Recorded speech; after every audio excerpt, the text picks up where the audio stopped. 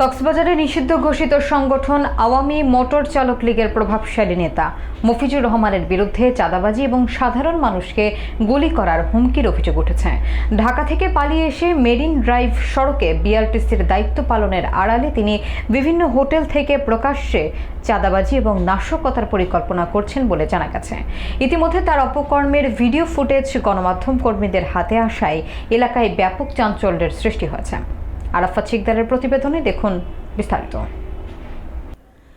নিষিদ্ধ সংগঠন আওয়ামী মোটর চালক লীগের প্রভাবশালী সদস্য এবং বিআরটিসির সিনিয়র স্টাফ মফিজুর রহমান ঢাকা থেকে পালিয়ে কক্সবাজারে এসে ত্রাসের রাজত্ব কায়েম করেছেন বলে অভিযোগ পাওয়া গেছে। প্রাপ্ত তথ্য এবং ভিডিও ফুটেজে দেখা গেছে তিনি মেরিন ড্রাইভ সড়কে বিআরটিসি বাসের দায়িত্ব পালনের আড়ালে বিভিন্ন হোটেল থেকে প্রকাশ্যে চাঁদাবাজি করছেন।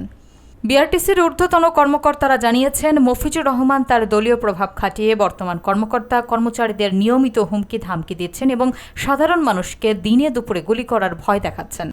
অভিযোগ রয়েছে, মফিজুর রহমানের নেতৃত্বে ঢাকা থেকে পালিয়ে আসা নিষিদ্ধ সংগঠনের অনেক নেতাকর্মী কক্সবাজারের গোপন আস্তানায় অবস্থান করছেন। এমনকি গত 5 আগস্ট পরবর্তী সময় স্বৈরাচারী সরকারের পক্ষে নাশকতামূলক কর্মকাণ্ডেও তার সম্পৃক্ততা ছিল বলে জানা গেছে।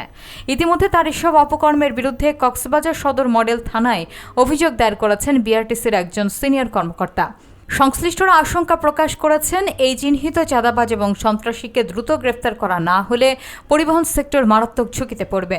প্রশাসনের প্রতি এলাকাবাসীর জোর দাবি, অবিলম্বে তাকে আইনের আওতায় এনে শান্তি শৃঙ্খলা বজায় রাখা হোক।